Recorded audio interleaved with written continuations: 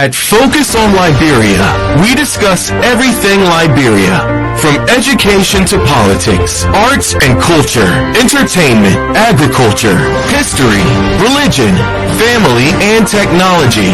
Focus on Liberia uncovers and showcases the best of Liberia and shows the world the truth about Liberia. We educate, elevate, and promote all things Liberia. We conduct interviews, panel discussions, debates, and more. Tune in to Focus on Liberia on Facebook and YouTube and be a part of the stories that make up the news. This is Focus on Liberia, and I am Dennis Ja. And I am Anson Sieda. Plus, and welcome to Focus on Liberia, where we educate, we elevate, and promote all things Liberia. J. Shehu Kamara is the current National Executive President of ULAA. ULAA's 49th General Assembly ended in chaos. Election canceled as constitutional crisis looms. He's in the hot seat. We want to know what happened, what is responsible for all of the things that are happening at the time. ULAA should be the face of the Liberian community and setting good examples. He will tell us, because this is a serious crisis. As I said earlier, the elections have been canceled and the General Assembly ended in chaos. Has this happened before? What is responsible for this? Does he share any responsibility? As a leader of the community, he must explain to us who did what and why went wrong so that Liberians can know how this all went down. This seems to be something unfortunate. Mr. Joshua Kamara is seated and ready to go to take our question. Mr. President, welcome. It's good to have you, my friend. How are you doing?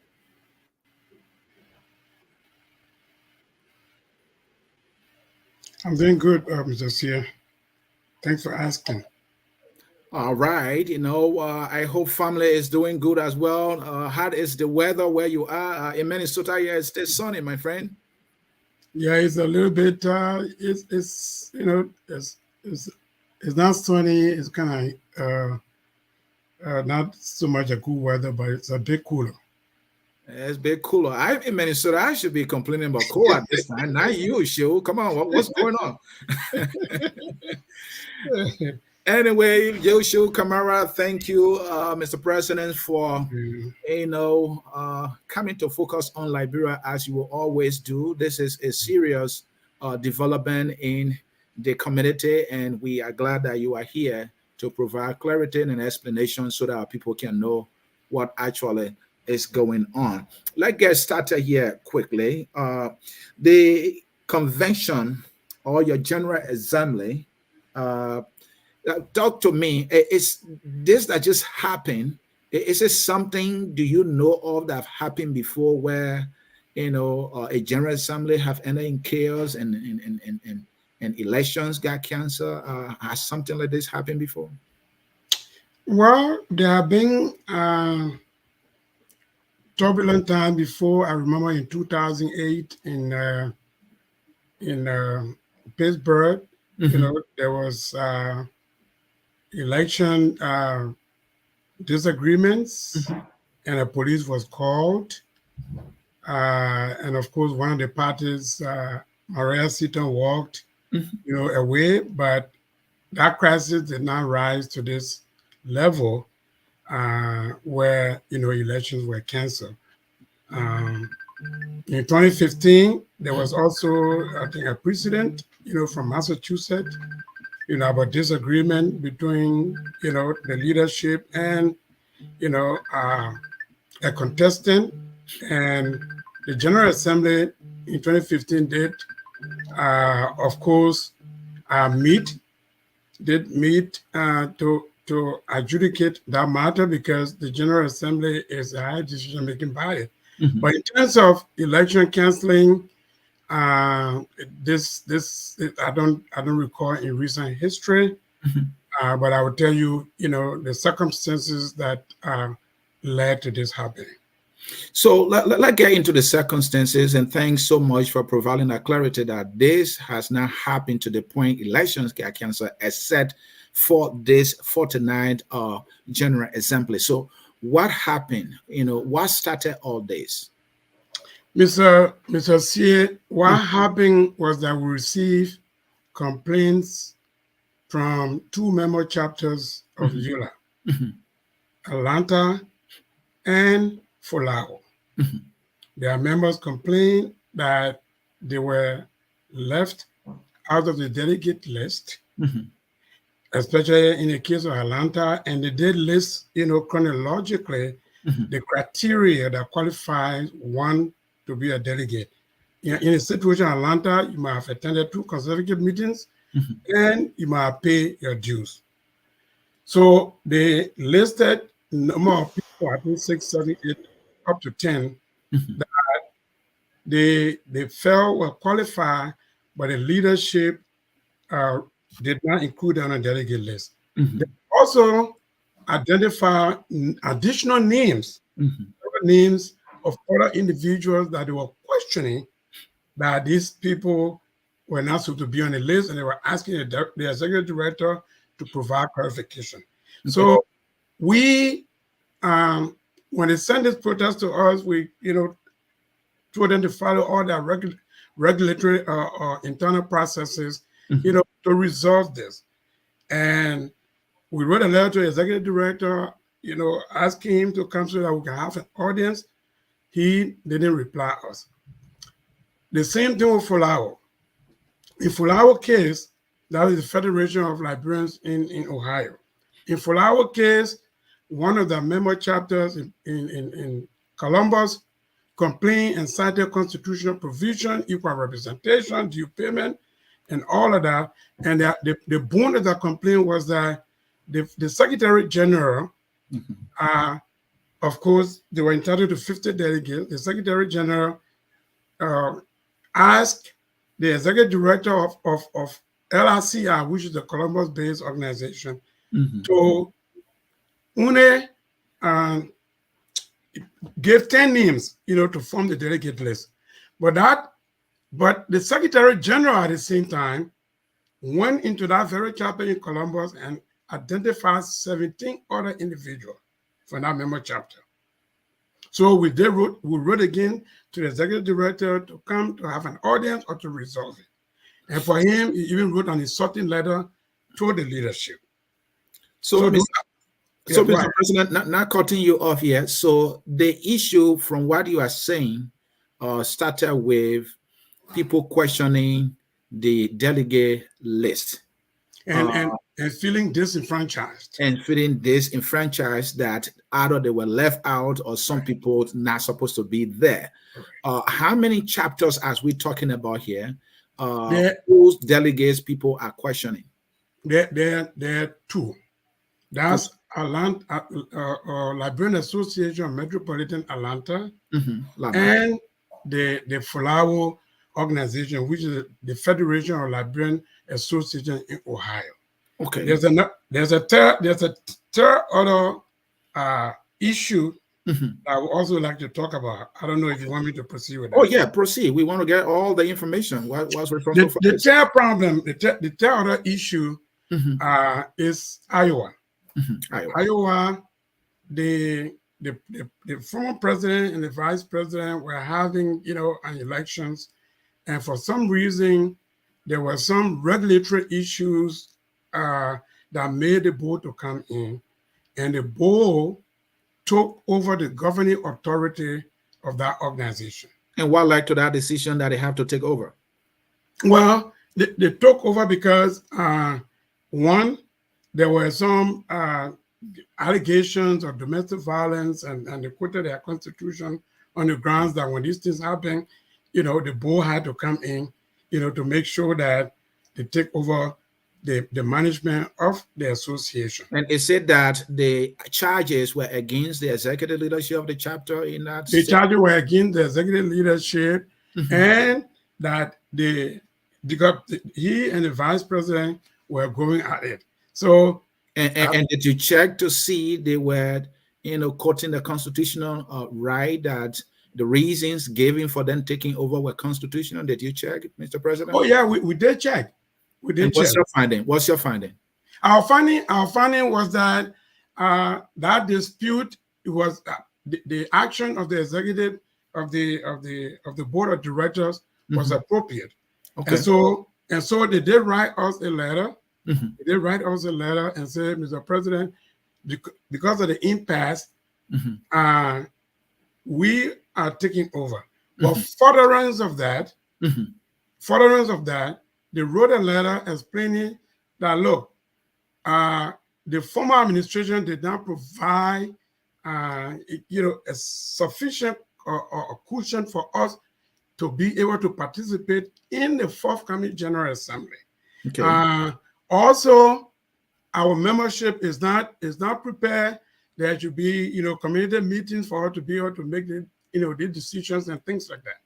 And then they also follow up again for the second time, reaffirming, their letter to the national leadership, to my administration. But what happened was that some members of the board encouraged that very, other people in the chapter to send a list. Are you talking about a local board at this time, or you talking the national about board? The national board. Okay, the national board. The national board. Okay. So the national board of directors, in presence of the first vice chair, Mr. Tao Kamara, somewhere around September 4th, sent me a letter, not even a letter, a text message. I think they kind of realized and caught and said that the game that they were trying to play, they had to withdraw that letter. So, what game are you talking about, Mr. President? The game that they ask, I got 2 letters in my possession. The first letter is that, we're not coming, Mr. President. We got some problems in our hand. Our chapter is not in order and everything else. So as a result, we're not coming. They also wrote a second letter. But then the board now encouraged some individuals within a chapter to send a delegate list. And so when they send out delegate list, then the vice board chair, Mr. Tao Kamara, sent a communication, but that communication was via text. That means the president, according to him, it came from the board chair, but it was a text saying, Mr. President, we're withdrawing our initial letter to you. But Mr. C, that kind of communication is not official, is not authenticated. I cannot, act on that as a national president, to be able to. So, Mr. President, with that chapter, what Liberians want to know now, did they finally send any delegate list to participate in the General Assembly? That leadership did not send a delegate list. But what happened was that, again, what happened was that the board of directors, the Secretary General, Mr. James Barclay, and other people encourage chapter members to send, a list, a delegate list. When we already, my administration had 2 letters indicating that they were not going to be participating in the convention. And they particularly stated that, Mr. President, anyone who will be coming to that assembly, I have the letter here from the chairman. He said particularly anybody who will be coming, he said, on the other hand, if anyone claims to represent LARA at the convention, that individual or group will be operating illegally. So, Mr. President, at this time now, the local board has taken over the leadership for reasons you enumerated earlier. Right. So now, any list regarding delegates should be coming from the board that is playing the role of the executive at this time. Correct. And you are saying that there was not a list from them, and now they are asking the committee members to be able to do a list. I mean, provide clarity on that, please. Okay, so what has happened was that the 2 letters that I received were from the secretary of the board and the chairman of the board. Okay. All right. Even the list I'm talking to you about. So if I want to receive the first letter, I communicated it to the Elections Commission and the board and the National Board of Directors, of which the chairman, Chairman C. whose term expired today, 11:59, also acknowledged. So they acknowledged those communications. On the basis of that, the Election Commission did not even And Mr. President, they didn't need to send you the list of delegates or to the Election Commission. What is the channel, the reason for them sending you the delegate list? Did it you are No. They did not send me the delegate list. Okay. Whatever list they sent went to the Elections Commission. Okay. But the Election Commission already had a letter from the authority of Iowa saying that we will not be participating in this convention, giving all of the constraints that are enumerated. Okay. So on the basis of that, since the Election Commission had the letter from the National Administration, which a copy was also sent to the National Board of Directors, the Election Commission denied that delegate list. Okay, so what became the final decision of the acting executive body now in that chapter, which is the board, the local board that are acting in that manner? The decision, the final decision, is the one I just read to you. Okay. That they reaffirm their position that they will not be participating, and they just wanted, to again let me know that anybody who will be coming to the convention will be dressed on their own. All right. So that chapter did not send any delegate to participate in the election. However, individuals on their own volition decided to come to the assembly. And how did they go to the assembly? And did they have any right to participate? And to what level can they participate? Would they be able to cast a ballot as individuals? That's the point. Because first of all, their delegate list was not even accepted by the Elections Commission. But again, all of this, Mr. Sear, is that the National Board of Directors, has been a conduit for all of this confusion because they,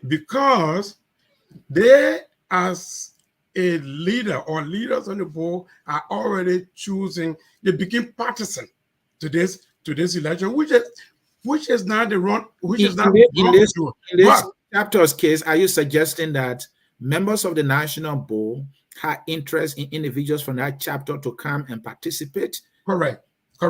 And they did it openly. Why you think was influencing such decision? It says that they know those individuals will vote a certain way, maybe a side that they favor.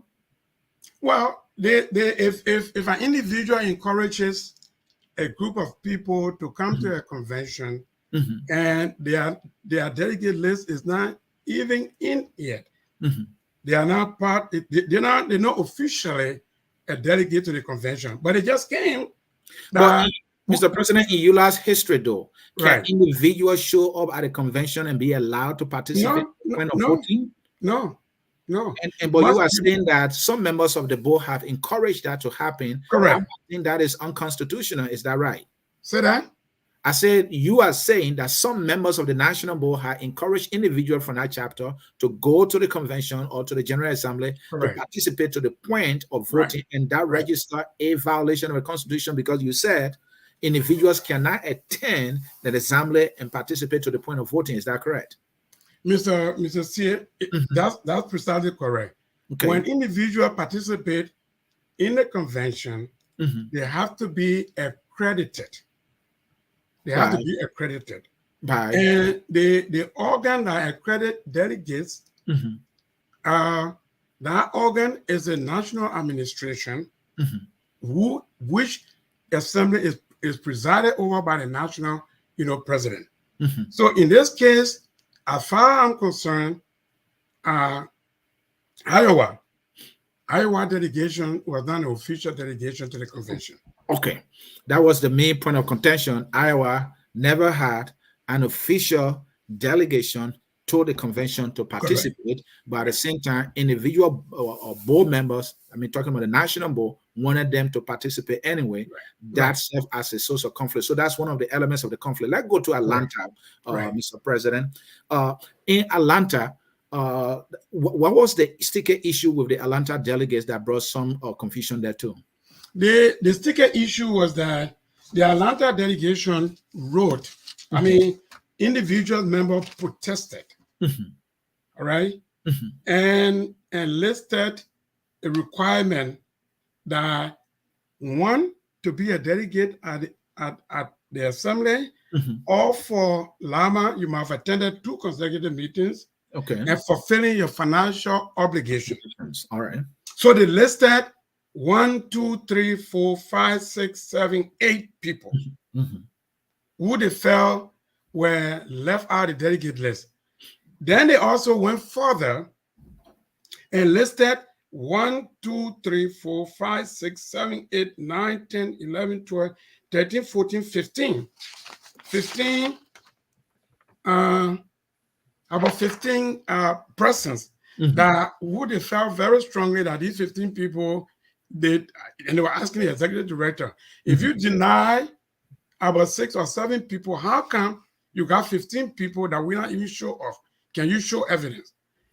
When we forwarded a letter asking for the executive director to be able to resolve that conflict and or meet with us, instead, he stampeded to the National Board of Directors, to find a solution instead of coming back to the administration. And the National Board of Directors then decided that they can, railroad their way and allow Atlanta to participate and allow Fulawu to participate. And Mr. President, in conflict of this nature, as you referenced with the Atlanta delegate, who is the appropriate authority to resolve any such conflict? Okay, so the appropriate authority is that the national administration is the conduit for how member chapters are admitted into the union. And the national administration of the union is the one that conducts the day-to-day activities of the union. Okay. So when the national administration refer or invite a member chapter and say, come and resolve this issue, but the board does otherwise, because they think that they can, again, do whatever they want, since they have favoritism from the national board of directors. The national administration say, okay, if you're going to act that way, that means that if you come to the convention, the General Assembly, which is a high decision-making body, will have to make a decision on your participation at the convention. And that was what we tried to do. And Mr. President, with a situation like this, still talking on the Atlanta issue there, the local board there does not have any authority to have resolved this issue before getting to the executive. From what I'm told, and according to the letter, which I can read verbatim, they quoted the Constitution and they went through all of their ranks and file in terms of the internal processes as to how they could resolve this conflict. And it was the same communication also with Fulawo. Now look, your goal, the complainants, we asked them to make sure that you satisfy all of the requirements, and accordingly they said they did that. Okay. And the executive director and their leadership turned them flat down. They didn't want to listen to them.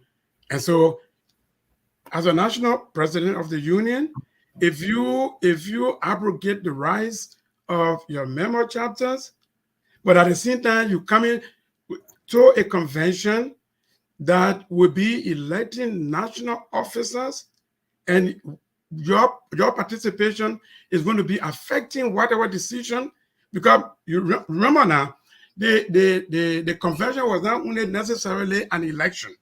The convention was one of the embodiment of the past convention was to discuss the issues of the union, anything that will make sure that the cause of the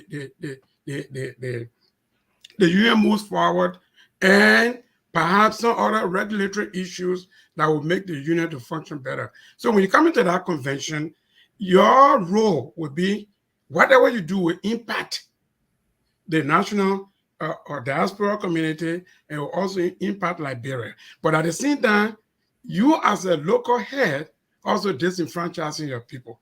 It doesn't work that way. And Mr. President, there is a tribal element to the Atlanta delegate that came up based on our investigation. We have the list in our possession of the 46 delegates shortlisted by Atlanta, 25 having to be members of the Mandingo ethnic tribe. Many people are reading into this otherwise. I know you hail from that tribe as well as your opponent, but people are suggesting that they are favoring another candidate. So people from your side say no, this is not fair. What is the truth? What do you have that the listing was unfair? Some people are saying. What do you know? They want to prove I have. First of all, let me say this: I see Liberia as a mosaic, as a country that embodies many ethnic groups. And there's really no pure tribe in Liberia. Okay, each of us come from somewhere. So I usually don't ascribe to the ideology, of this tribe and that tribe. The only criteria, the only precept that I consider is the letter that is before me, the protest letter that is before me. Okay. And I'm asking the executive director, go settle it. So how many, what kind of tribe, that is something, totally different. Okay. I don't want to read into that. All right, you don't want to dignify that's fair enough. But let come to what has been where's the sticker issue with the Atlanta delegates now? Are people questioning the lead, and what are the reasons of questioning the lead, or what are the issues with the Atlanta delegate list? That's what I just read to you. There are two issues. One, they cited that according to their own internal rules or their constitution, You must be in good standing financially. good standing. You must have attended 2 meetings. Correct. Okay. So they listed again 1, 2, 3, 4, 5, 6, 7, 8 people who they felt strongly were qualified to be on this list but were excluded from that list. Okay. And then they came and listed additional 15 names that those who sent their grievances were asking the executive director to say, you just excluded 7, 8 people. In fact, you don't even have 50 people on the list. But you excluded 7 or 8 people, but now you have 15 other people that will not show that they attended meetings or meet this criteria. But the executive director didn't just cooperate with them and tell them that. Mr. President, you feel strongly that the criteria they set in place to have attended at least 2 meetings and be in good financial standing, that is fair in your assessment. Is that correct? Mr. C. Look, when we have rules and regulations in our various member chapters, it is very critical that we respect those rules. Okay. And I will tell you this issue that we have on hand today, it's just that it happened at this 49th General Assembly, but maybe a way forward would be the next time there will be a clear, a way as to how delegate lists are prepared, and people will not be dismissing their member chapter when they raise concern. Okay. I'm not worried about. I know people will say, you know what, Mr. President, but there are other chapters delegate lists were not prepared fairly.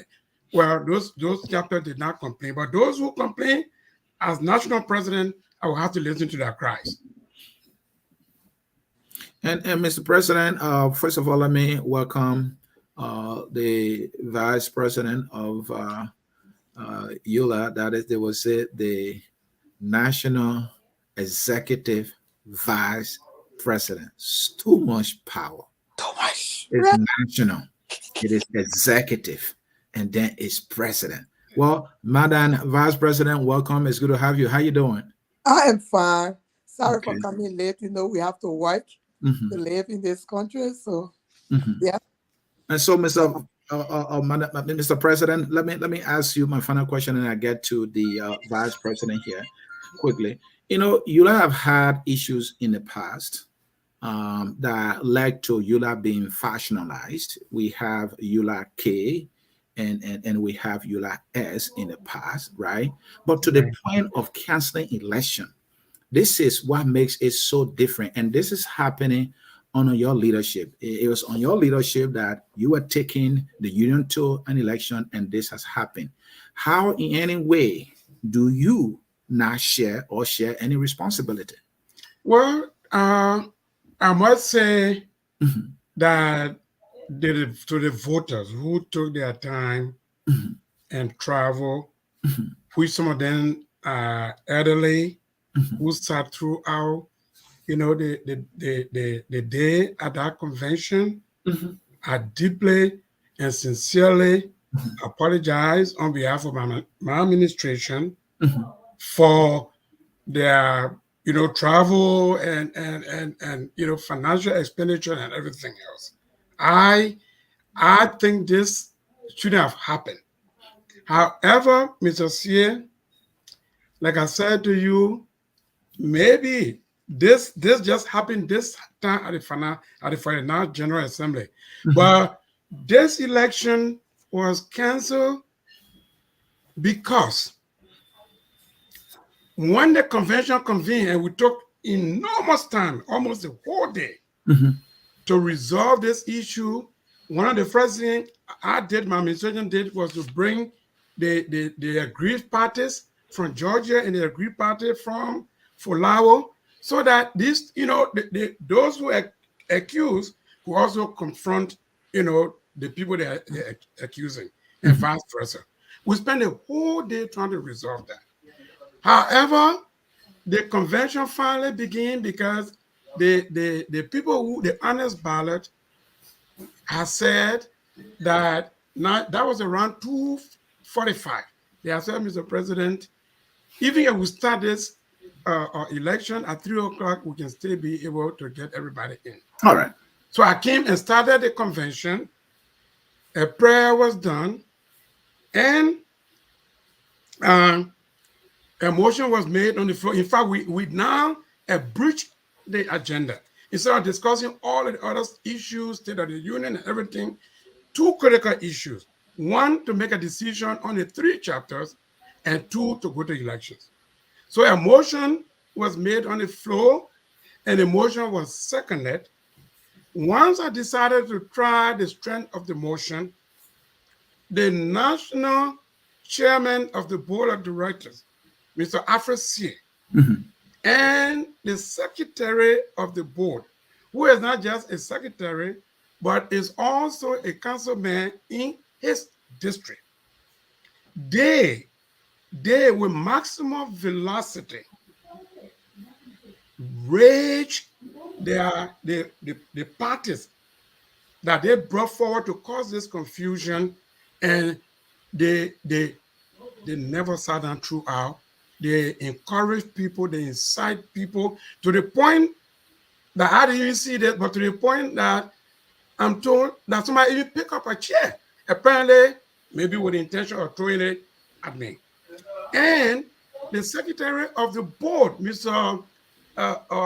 Reverend Barkley, basically tried to take the microphone from me. They didn't do this through surrogates. If we find the footage, you will see them standing up. You will see them fighting. You will see the chairman move from one direction to another. And they brought people in my face. I attempted several times to control the assembly, to make sure that at least we have one issue resolved, and that couldn't be done. And Mr. Zia, as national president, the safety of the delegate, the safety of everybody else, I had to call the convention off. In fact, we even called Honest Ballot to come in to see, and see if there were another alternative. There were other alternatives as to how election could proceed in the future. And while they were trying to explain that, Chairman Sie and his group literally booed these people. These are people who are national officers. They didn't just do them through their surrogate, but they themselves were cut into the act. Thank you, Mr. President. Let me come to the vice president here. We saw the image there with the chair you referenced being raised by, somebody. Is that Afrasie with the chair there? Let me put it up so that you can provide some context. Is that Afrasie in a black coat suit? No, that's someone else. Someone else. Who is that person? I really can't see. Yeah, I see you in the picture there. Your back is turned, so you can't tell. Mr. President, can you recognize the individual? That person, I don't know who had a chair, but the person who back is turned, and I may not be correct, but he is one of the instigators who was on the side of the chairman, and he's a member of the National Board of Directors from the Liberian Community Association of New Jersey. Thank you. Now, these are people that, and in fact, if that footage is correct, he is a chairperson on the Finance Committee of the National Board of Directors.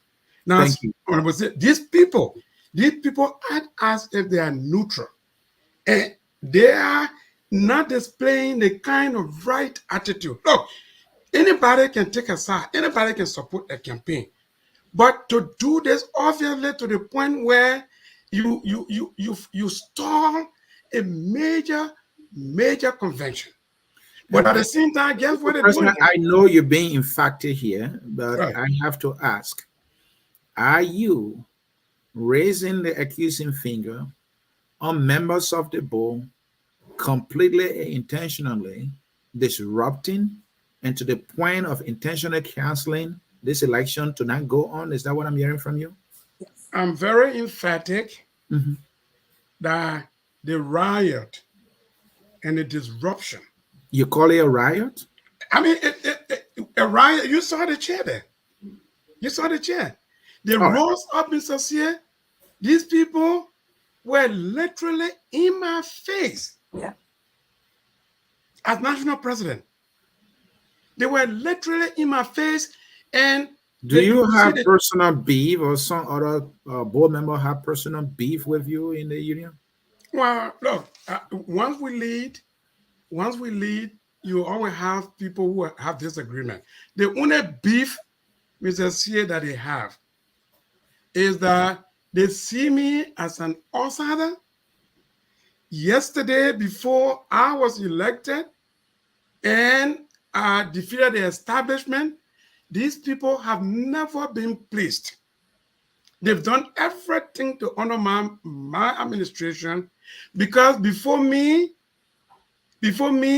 they were running the national administration and they were also running the board of directors, and they are angry about that. Thank you. Let me come to the vice president. Madam Vice President, a simple question first here. Is this something that you least anticipated in any way? Did you get any intelligence that something that they, was going to happen?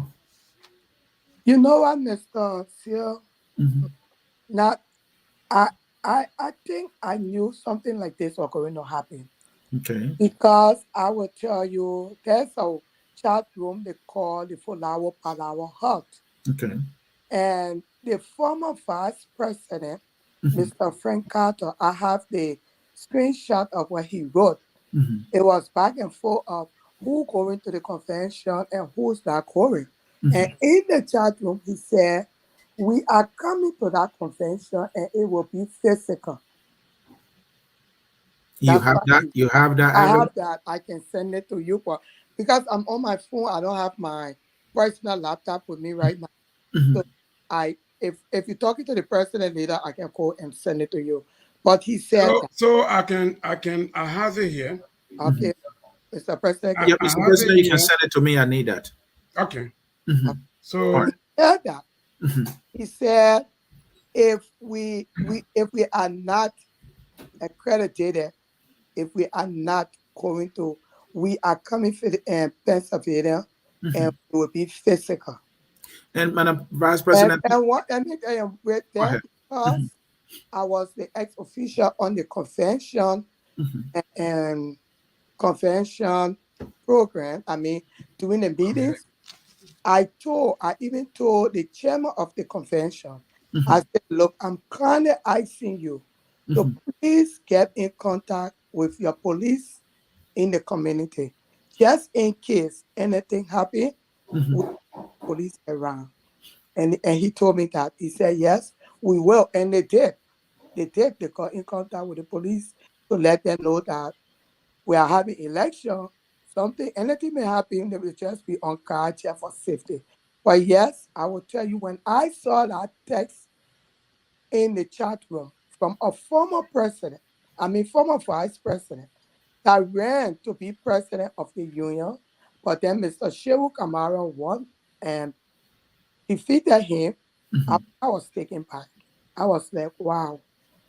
So first, this thing started with people questioning the delegate list from specifically three chapters. Mhm. Um, is there anything that you learned that could have been done to have avoided this conflict with the delegate list? You know, Mr. So when I got in, my president was already explaining. Mhm. If you say in the future, yes, we learn now in the future what to do. But the at the convention, when we got in, we gave them the chance to come in. The president even put it on the floor Mhm. to ask this General Assembly that is the highest decision-making body. It was put on the floor. A motion was put. If these people should be given should be accredited. But when it was put on the floor, like the president said, the chair, I won't call it, because at that time, once the assembly opened, we had no chair, no board of directors again. Everybody become regular members. You understand? Because it's the general assembly. But once they were put on the floor, these people said the only way they will agree for it to be tested unless the people that they complain against should vote, should be part of the process to vote on if they should, if they should be accredited or not. So the other group said, no, we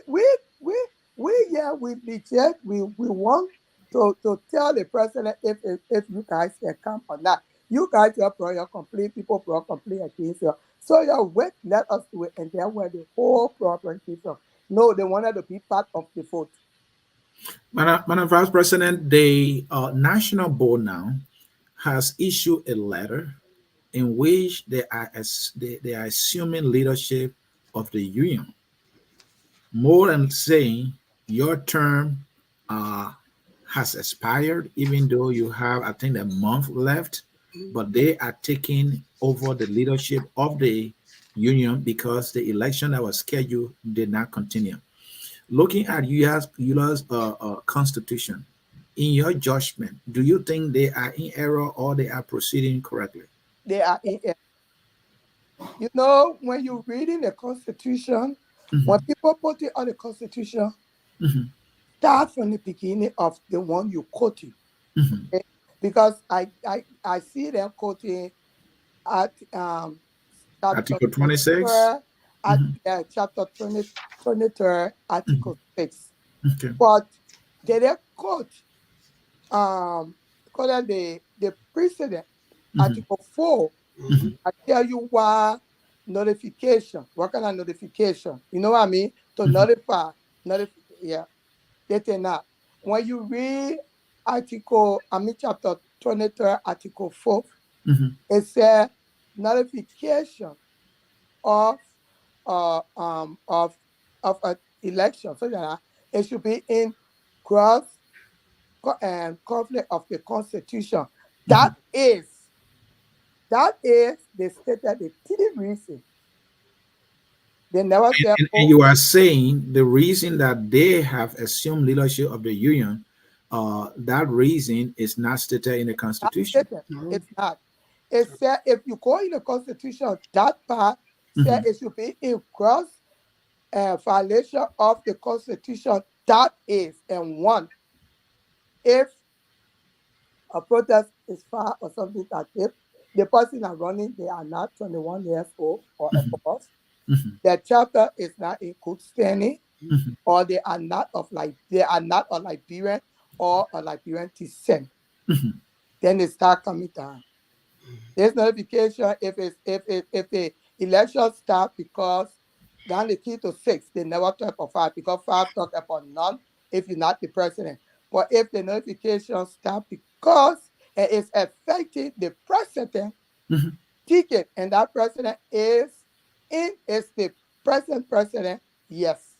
Then the poll comes in. So Madam President, you in Constitution. Madam Vice President.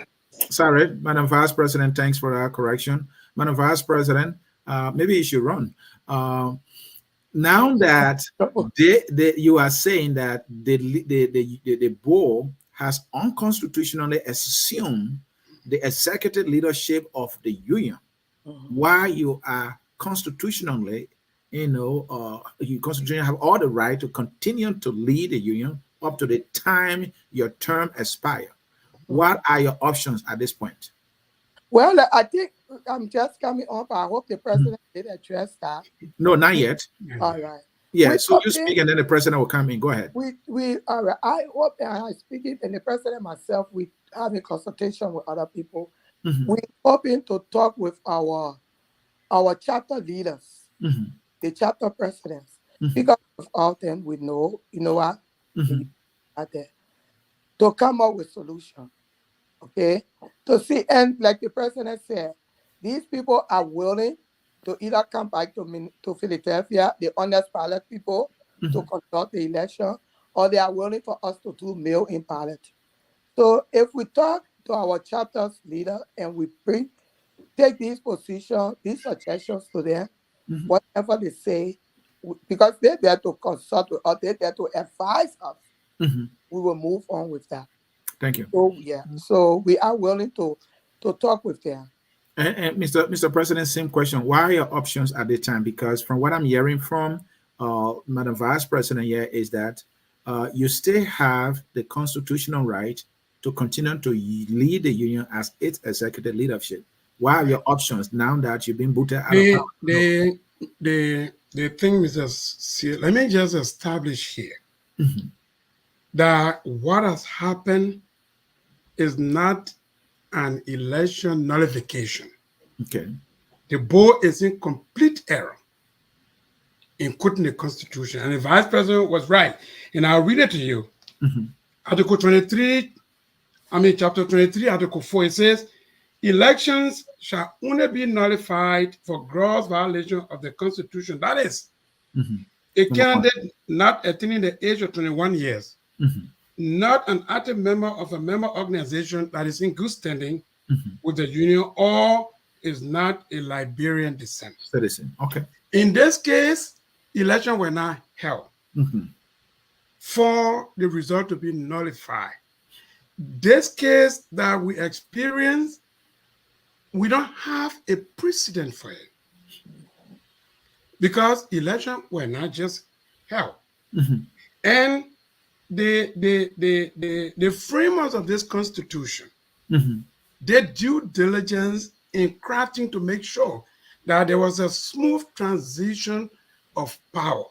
And that is why even if we had election on Saturday and say my opponent became maybe president or whoever, okay, there's still 30 days grace period where you have all the different transitional committee so that transfer of power is smooth. So, Mr. Sie, I'm still the national president of the union.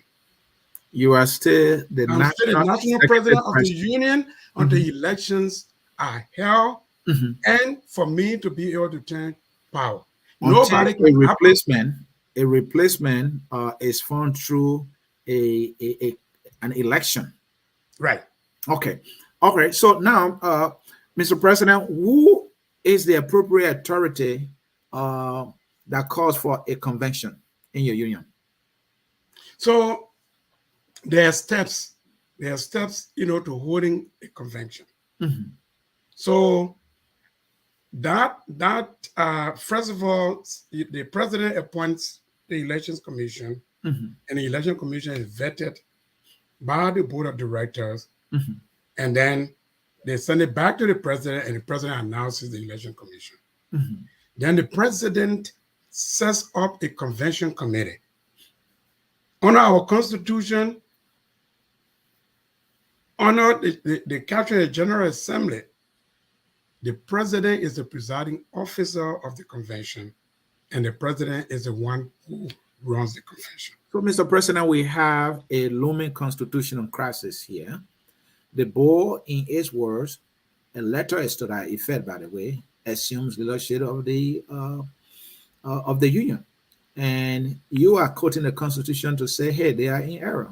Until there is an election that replaces me as the national executive president, I remain the president. And you are right. I would say that, without hesitating.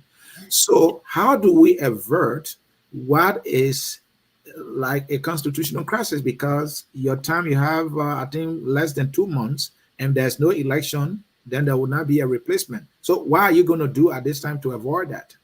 Look, what I would not do, Mr. CA, is for people to think that what they've done all along and to manipulate, to overturn, to abrogate, and bamboozle, my administration, and they've done everything else to undermine me. This stands, as much as I'm willing to compromise and bring the different organs of the union. That is, other people who will exhibit, some understanding. But anything that is going to be associated with what the board is doing, and the board is in flagrant and erroneously, quotation of the Constitution, it is going to be hard for me to, kind of be able to create a parameter to work with them. And then I will remain as the national president. But for the sake of the union,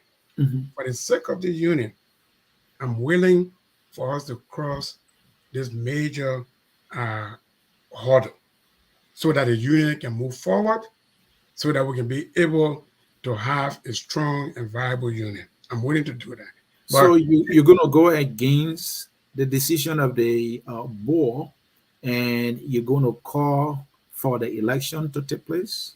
Mr. C, I'm willing to work with even members of the board, but it cannot be done with harassment. It cannot be done when they are rushing to take, power over through a replacement of my administration, which the Constitution does not even provide. Because, like I said, this is a strange phenomenon.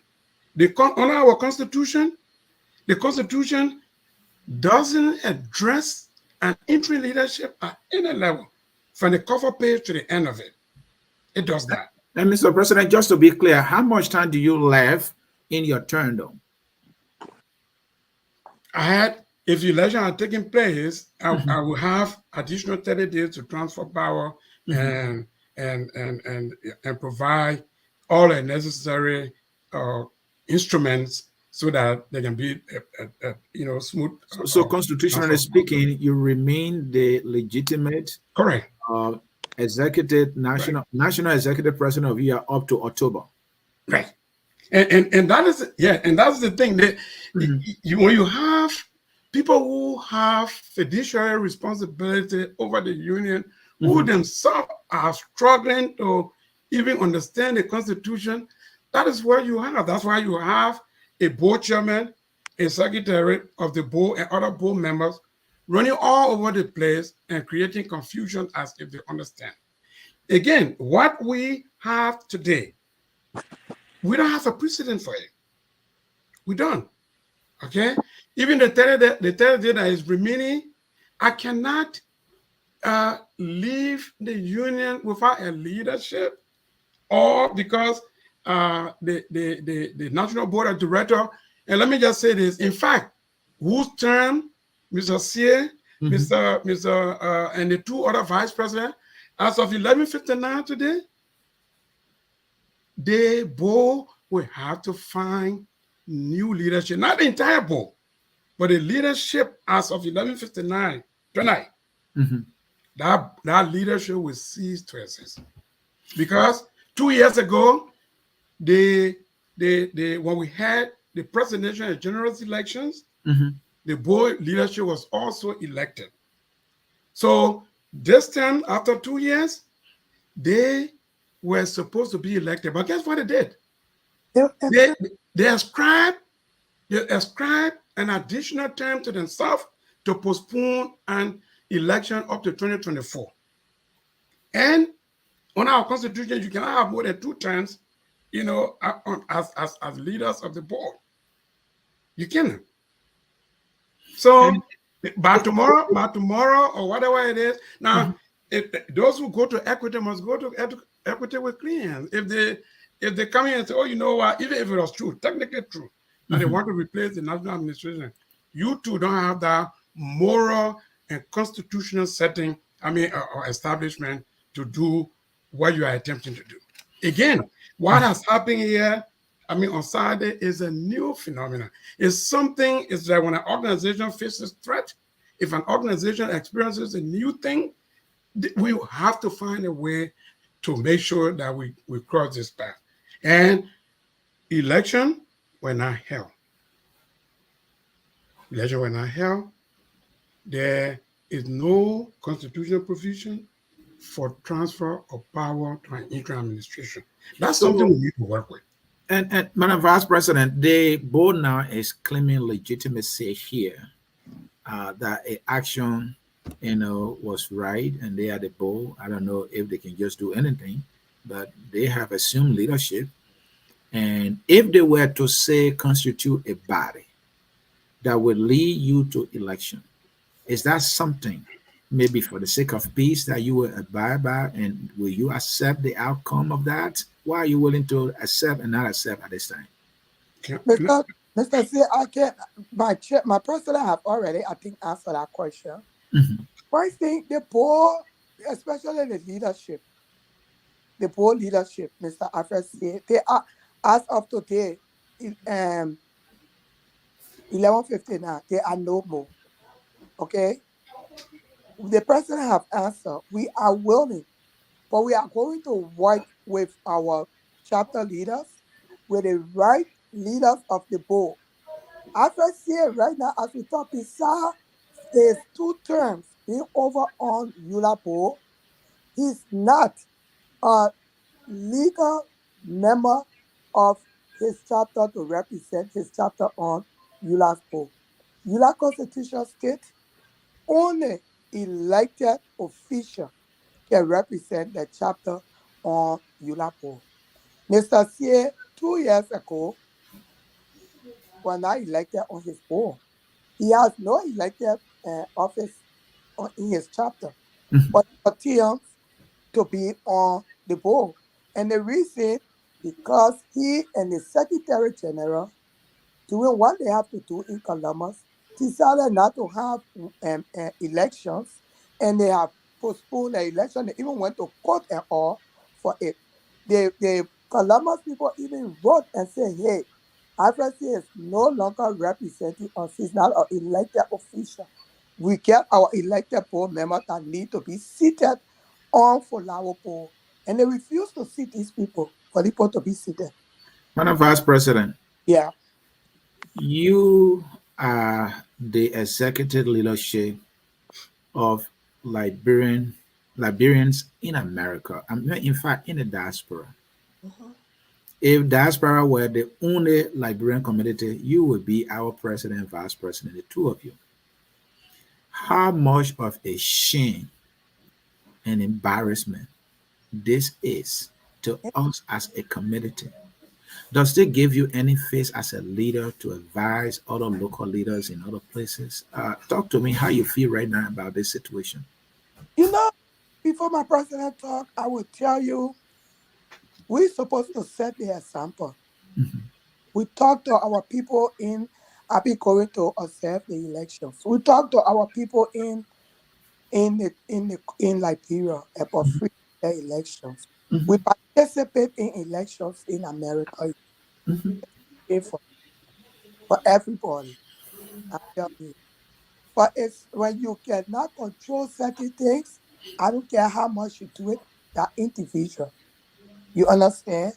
Mhm. I would tell you, do you think America felt good January 6th when those things were when that thing happened at the Capitol building at their place?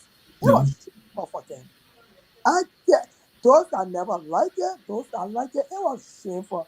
They're the beacon of freedom of when you talk about democracy, they are, and look at what happened. And it's the same thing with us.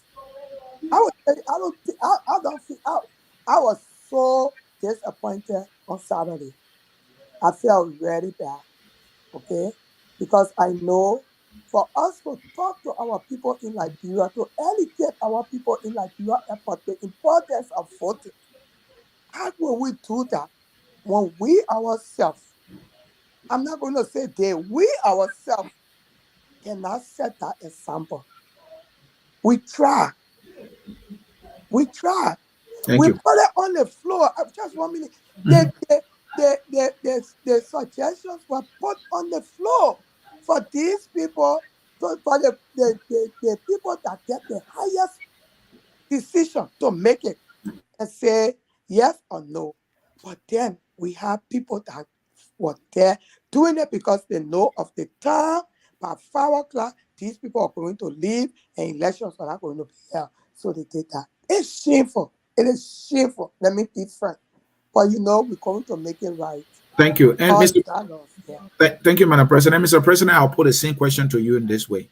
You know, one of the key pillars, if I can put it that way, of the union is to advocate for democracy in the homeland.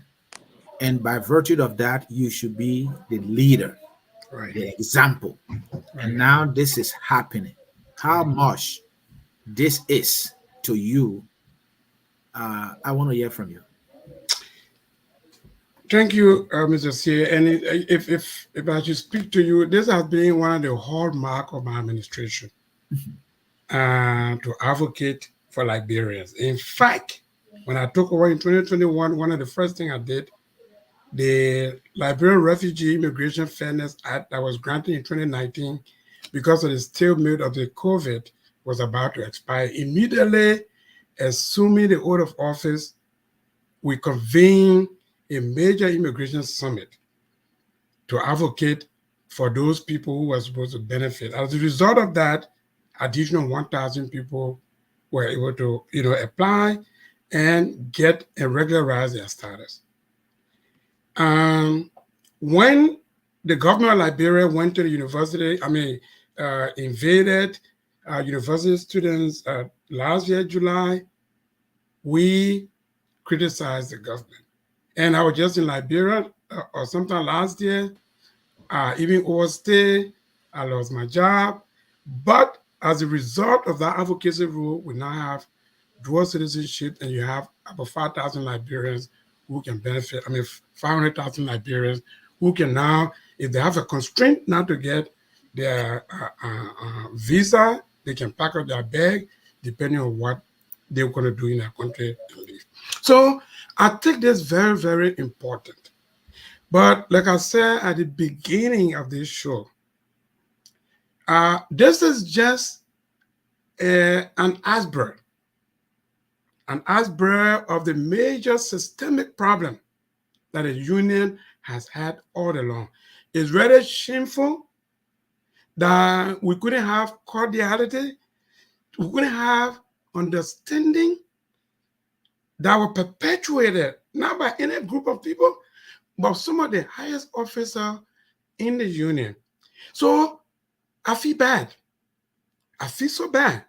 But this is going to be the beginning of a reform. That chapter leaders cannot just be law unto themselves. That chapter leaders cannot just compile a delegate list and decide to disenfranchise other people.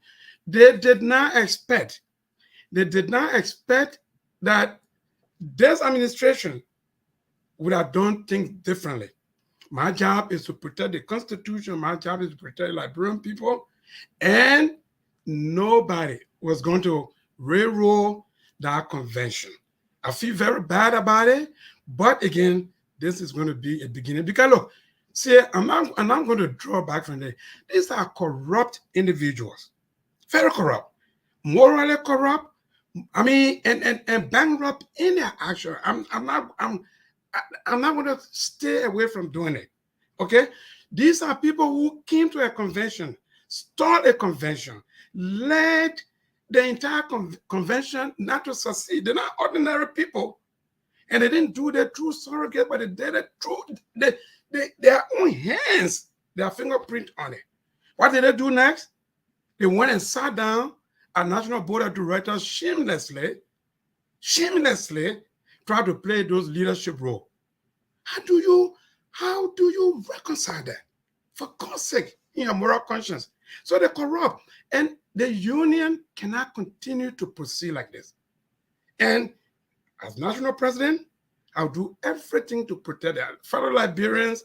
I'm ashamed of it, but I just want Liberians to understand that we cannot be voting this way. Somebody go, put people on the bus, put them in a hotel, almost like you're buying votes. And you come and bring them, and there's nothing that they could understand except to participate in the election. Nothing. Thank you, Mr. President. This is when we come to the closing of the program. And folks in cyberspace, is just joining us. This is Focus on Liberia. I'm Anson Nsia hosting. Of course, this is the hour of politics. We are discussing ULA's 49th General Assembly ended in chaos, elections cancer, and constitutional crisis Looms. We have the National Executive President, Mr. J. Kamara, and the National Executive Vice President, Minerva Grant. She is here also to provide understanding as to why we are at this point with the union. Going forward, what do you do now? If you look at our national election, citizens register irrespective of where they are. There's no delegate business, and they vote. And I'm not sure this is the first time we are having a crisis on our hands at the union with the whole delegate thing. What can we do differently now? What are you suggesting now as the way forward with this? Madam Vice President, you go first. You know, Mr. Sam, and that's a good question. What can we do differently? On the Saturday, someone asked me that same question on the union. And I said one thing we need to look at ULAA Constitution. Okay, we got to bring it up to the standard we're in now, the time we are in. So we hope can you guys hear me? Okay, Yes, we can hear you. Go ahead. So I mean, my personal will finish, but with me personally, I think we have to look at ULAA Constitution and see how best we can let it work. We are seeing all the mistakes, everything that's happening, constitution, election-wise, board member-wise, executive-wise. What can we improve? How can we amend the constitution to be able to solve some of these questions? So I hope after everything is said and done, the next leadership that come in, it could be us when we have the elections, we go by, or the other person will look at that and maybe set up a committee to look at the elections. I just want to say one thing here. Like you said, Liberian people, we need to learn what effects we get made to us when we elect the wrong people, or we just go vote because we want to vote for somebody that gave us money, or say, because the person my friend. Be very careful how you vote for people. I mean, Saturday, you see the man that was lifting in the chair, when he was coming closer, my son, my 32 years old son, walked out to him and told him, say, my mom is standing over there. And if that way you carry that chair, you go bring it first to me. And beside that, a lady came from Iowa. She took the chairman of the board, took the microphone and gave it to that lady. And for almost 10 minutes, that lady was cussing me up. I mean, everything you could say. My son had to walk to her too and tell her, you need to stop. I just say, but like you said, going forward, we need to bring ULAA up to date, ULAA Constitution up to date with what's happening now and what's going on, what happen in the future. How can we fix it? That's my suggestion. Yeah. Mr. President, Yes. what can be done differently? What can replace the whole delegate thing? Because ULAA is preaching democracy. ULAA wants to be the example. ULAA is a reflection of what is done nationally. And you are still doing delegate voting. It's about time, Mr. President, that any Liberian anywhere on that day, whether they're due paying member or not, this is a Liberian organization. This is like our government abroad. Can us as citizens of Liberia participate in your election to avoid what you call the corrupt system they put into play with delegates, with other members influencing it, that Liberians can just vote? Maybe they will make it better. What are your thoughts? We got to find a solution here. Mr. C, I will tell you this. I ran before for this position. The new phenomenon that we bring to this position is a vision. When you have leaders who have vision, then you can put together a value system which can become, which can be turned into policies. 5, 6 or more years ago, the first time I ran for ULAA president, I described this whole delegate system as decadent and corrupt. It's about time that Liberians, wherever they are, possibly maybe virtual voting, but this delegate system needs to go away. I think it was implemented to protect the status quo. Again, these very same corrupt people who have been doing dress right dress. When they start on the board, then they go as secretary, then they go as first vice chair, then they go as second vice chair, then they go as chair. By the time they finish doing that, it's 10 years ago. It's 10 years now. So I ascribe to the idea that Liberians, as long as they can register, they will vote. And sometimes even improve the economic strength of the organization. The first time I ran, I said, you broke. You so broke. When they were turning over to me, they gave me a little over $9,000. Then by July, I had $23,000. And people are right to say, but this is not money for ULAA. Yes, because people are trying to manipulate the entire system. And if this was not an election year, Mr. C, there were some structural changes that I was recommending. So I'm in favor of that one man, one vote. Another thing also that I was even contemplating on bringing as an amendment. Sorry.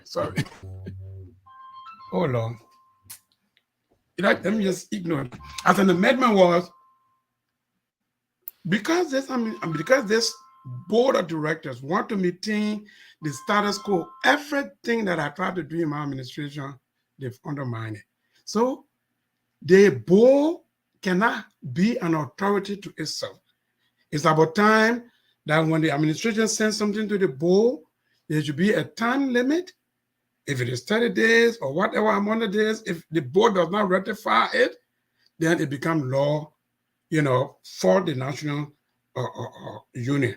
Because the drawback to that is, and I will tell you this, for the first time, again, from what I know, I sent budget in 2022 twice. We went and screened good citizens to be part of committees.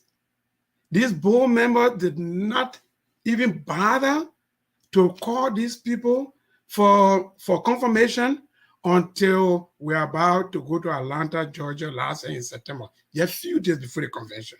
I mean, what kind of serious-minded people who have responsibility to oversee an organization will appear so lackadaisical, like it's a children's play? It's not. So, in conclusion, and I'm sorry, I'm just a little bit passionate about this, Mr. C. All Liberians who are members of their respective member chapter need to register, need to vote. And in that way, then nobody will be bringing truckload of people and trying to railroad their way. And once they don't get their way, they cancel the elections. I think that will minimize it.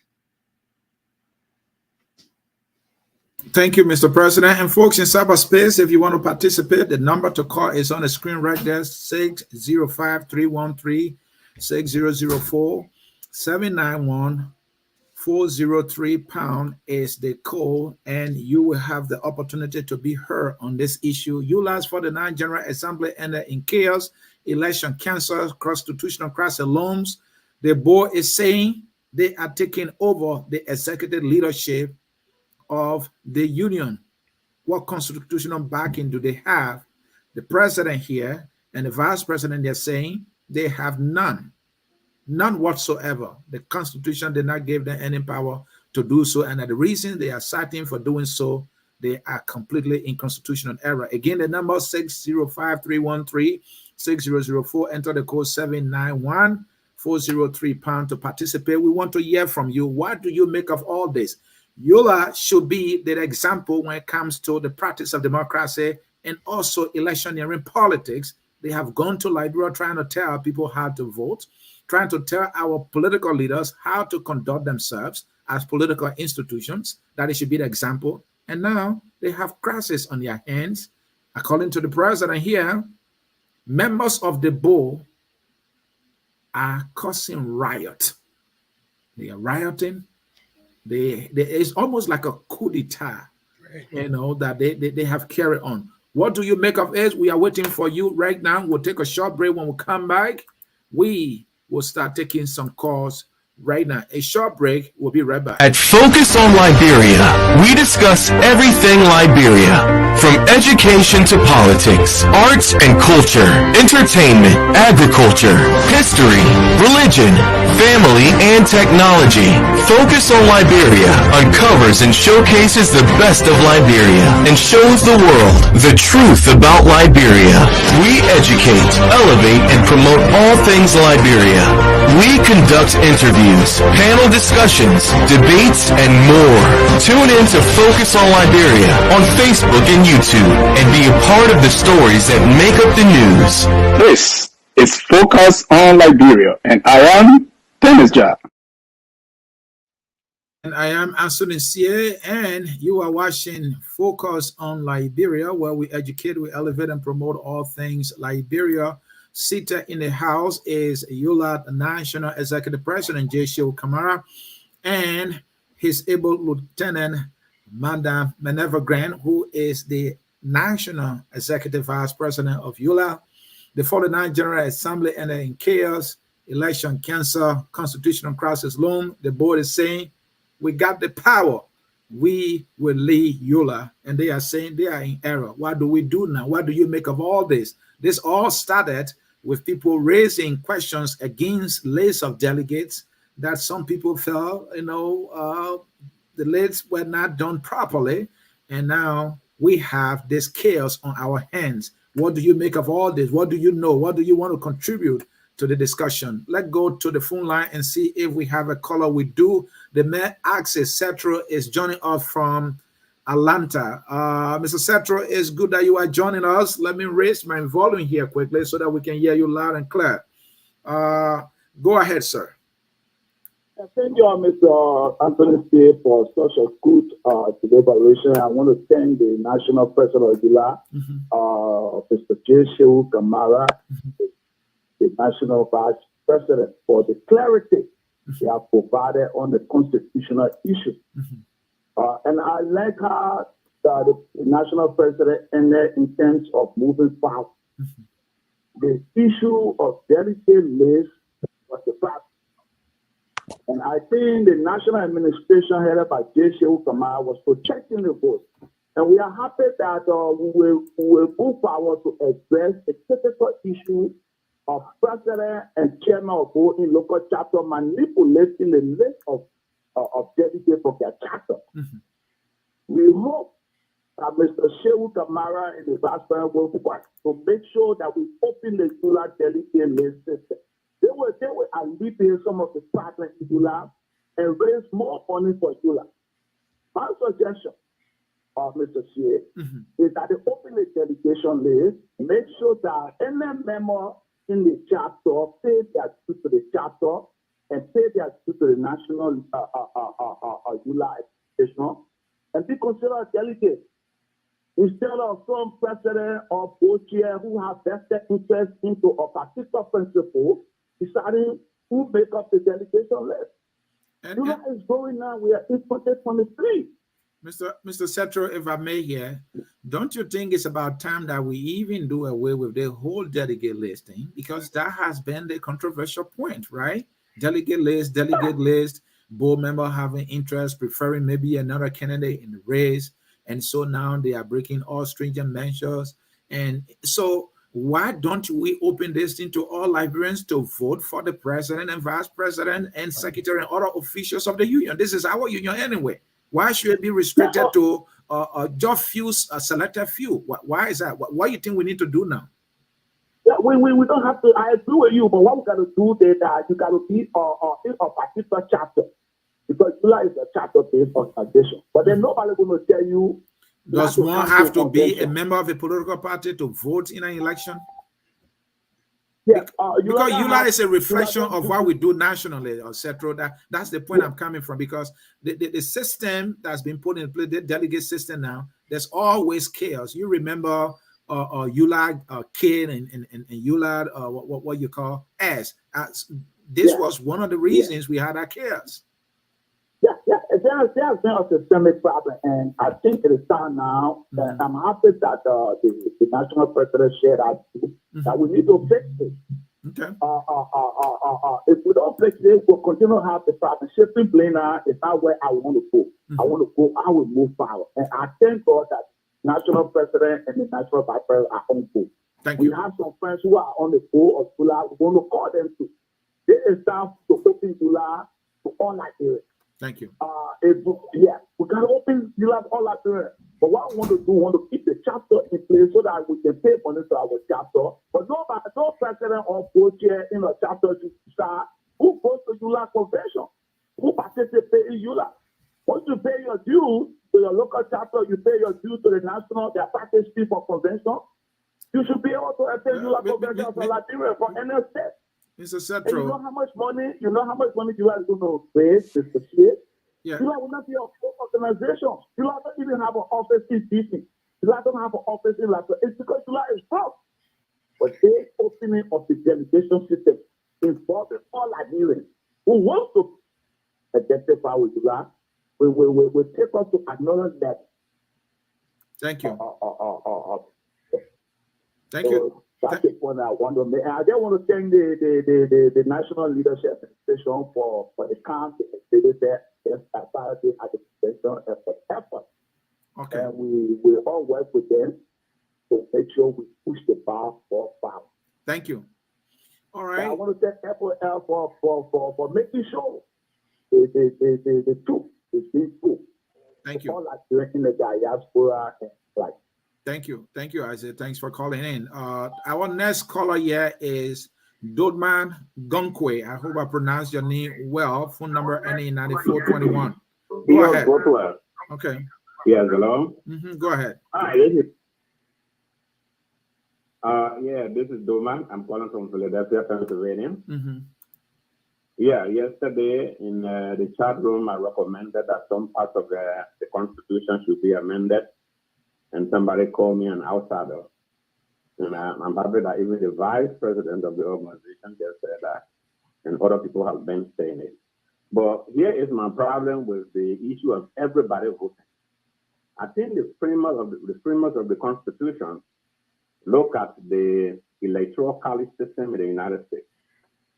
That's why they came out with a delegate system. Because here is the thing. If you have one man, one vote here in the United States, Los Angeles, New York, Philadelphia, Dallas, they could elect the president. And the smaller state would never have time to use their vote. And what is wrong with that? And what is wrong with that? Election, democracy is by majority. Hello, can I speak, please? I'm the moderator. I have all right to ask you a question. You just have to follow. So what's your question? Thank you. I'm saying, what is wrong with majority of the people voting for the president, whether or not they are concentrated in a particular area? Isn't democracy by the weight of the majority? When majority of the people are concentrated in small area of the country, and they always elect the president, it would be like they are depriving the rest of the country from electing. Then what's the essence of majority then? Then what's the essence of the majority? The electoral college system in this country. Okay. And then another thing I want to say is that I heard the president saying, as president, he would try to fix what is happening. I'm hearing that the term of the leadership of the board have expired. And I think the term of the president expires by the end of the month. So the leadership of the board and the president can't fix anything right now if their terms expire. So if it is true that their terms have expired, the president, the executive leadership should step aside, the leadership of the board should step aside. When your term expires, you can't stay in office after your term expires. Thank you. All right, thank you. We have another caller here. That is Bia Brople joining us from Atlanta. Bia, it's your turn. Let's hear you. Thank you very much. I'm happy to be on today. It's a great program. Thanks for having me on here. I'll get to the point. The reason I'm on here today is to debunk a lot of the misinformation that Mr. Kamara spewed about my chapter.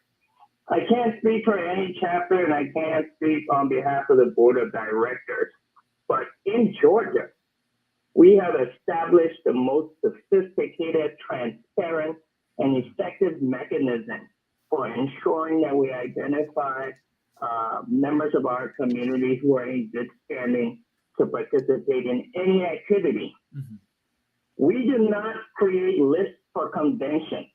We have a standing monthly updated list of active members that is public for anyone to see. In fact, Georgia was the only chapter that publicly published its list before the convention and put mechanisms in place that if anybody had any questions or qualms, there was an email address and a phone number for them to call to get it rectified. And one individual was able to do so, and his situation was rectified. He got put on the list. Everyone in Georgia got on the list based on merit. Ask any one of them. None of them talked to me or any of my officials to get on the list. It's an automatic system. So people are asking, why don't you all have up to 50 people on your list when the criteria is that you can have up to 50? I said, well, the criteria is up to 50, but we don't pick delegates. Delegates qualify and they're automatically put on the list, irrespective of what political side of the fence you lay on.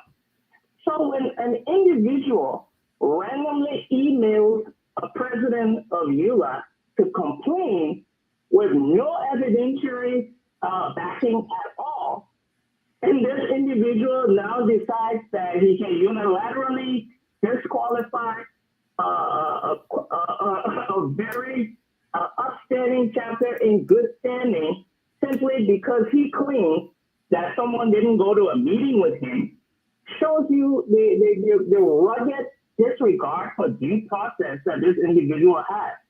But thankfully, we live in a country of laws, and we will have to seek measures to redress what was happening. I'm really delighted that the board of directors took action as they should have. They should have probably done more to correct this situation because, I'm glad people kept mentioning on the call that we need to change the tone of this organization of Liberians and to bring in new blood, because all these barbaric practices that people go into to disenfranchise other people, it honestly needs to stop, Mr. Sear. Mr. Brookline? I will find some time to come on your program. Okay. I will email you all the documentation that we have to tell you that what Mr. Kamara shared on today was disgraceful, and I've lost some respect for him. Thank you. No, before you go, Mr. Brookline, two questions for you. Thank you, the delegate system that has been used over the time, we can argue whether or not it's a perfect system or not, but it has been a source of conflict in ULAA's history. And some people are suggesting that, well, let us open it up to all Liberians to participate.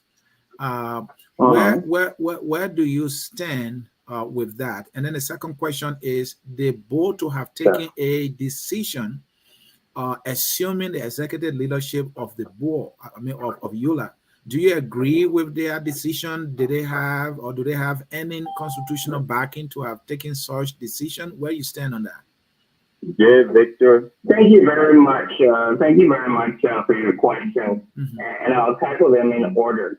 But before I tackle the first question, I want to reiterate that Mr. Kamara in no way had any authority to invalidate my chapter for what he claims someone filed a protest, when we have systems in place to ensure that everyone who is selected or who qualifies to go to a convention is done so in the most transparent manner. In fact, before I answer your two questions, all the members of the National Leadership Council, that's all the chapter leaders, all the heads of chapters who were present at the convention.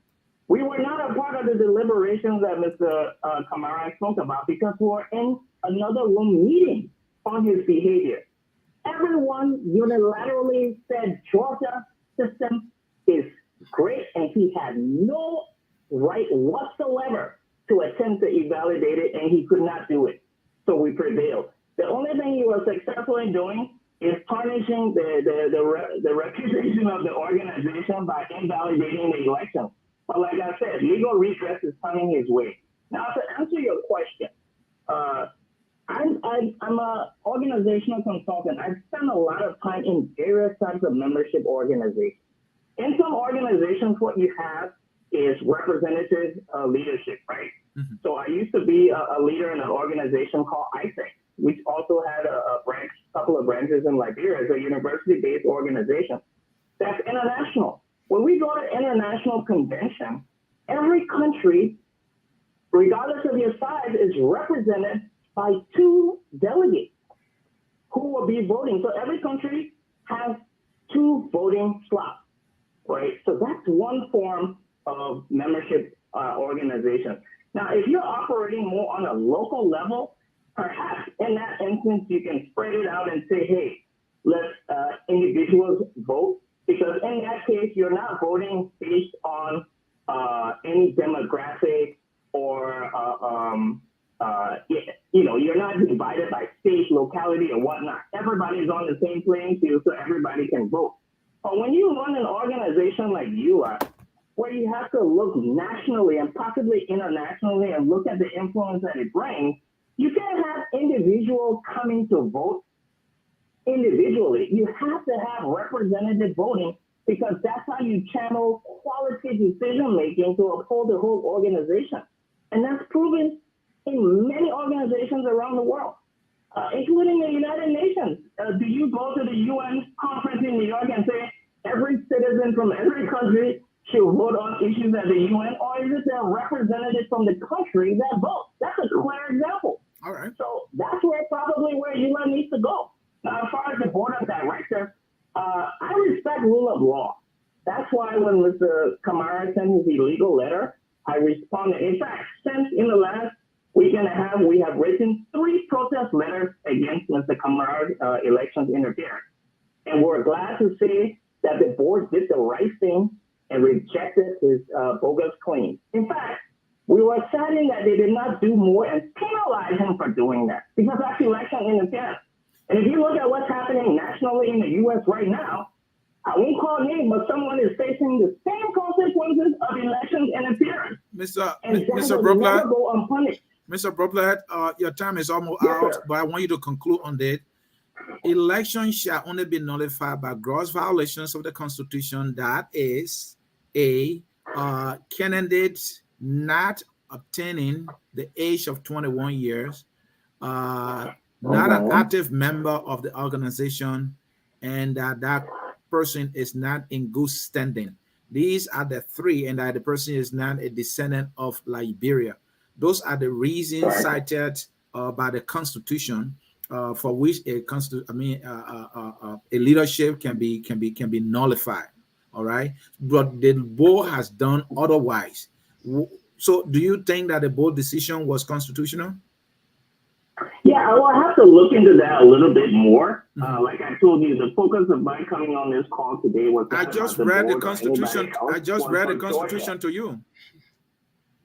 I'm sorry? I just read the Constitution to you, stating reasons why nullification shall take place in ULAA. And the reasons the Constitution listed, none of them apply in this case, and they both acted anyway. Do you think they acted constitutionally? I can't speak to their actions. Like I said, I had to do my own research. I know you read a chapter, but let me tell you this. If I was the board, like I said, Mr. Kamara's actions were contrary to the Constitution and contrary to what we hold as law in ULAA or any other organization. He doesn't have any right to nullify a chapter. He's All a right. sitting candidate. Thank you, How Mr. will you be a sitting candidate Thank you, Mr. and Propler. You said nullify that a earlier. chapter? Mr. Propler, you said that Thank you earlier. very much. Thank you so much. I will be Right. glad if you come on the show for us to talk about this further. All right. I Thank you. certainly will. I certainly will. And Thank we'll you. clarify this thing and bring true change to ULAA and Liberia. Thank you, sir. Thank you. Let me bring in my final caller here. That is Emmanuel Namwe. Welcome. I understand you are the current Secretary General, and correct me if I'm wrong, of ULAA. How you doing? How you doing, Mr. C? This is J. Victor Namwe, 99 My man, the phone number register your wife's name. Anyway, thanks for the correction. J. Victor Nangbe, what have you to say in this crisis that is dogging our organization? Thank you very much. Mm-hmm. First of all, I'd like to correct your final question to Mr. Brooklyn. Okay. The board did not nullify the election. There were no elections held. Okay. Contrarily, the president canceled the elections. So you need to ask him what was his reliance for canceling the election. But the board assumed the executive leadership of the union. Is that correct? Correct. This is because the next cycle of elections should be held within 90 days, at which time this administration's term would have expired. We don't want a vacuum. Now, I don't want to speak for the board. I'm sure you'll bring them in. But I want to tell you what happened yesterday. And Mr. Kamara will tell you he's my friend. I've known him for over 40 years. He's a decent man. But I think he was misguided in this process. First of all, he constituted an elections commission headed by Waki Toba. The president then set about to circumvent the elections commission through administrative overreach. He was writing letters back and forth to Bati, instructing him which chapter to accept and which chapter not to accept. Any evidence to this? Do you have any of those letters in which he was giving instruction to Bati to do otherwise? There are letters. Yes. Do you have any? Are you going to share that with Focus on Liberia? In due time, I will. What's your definition of due time?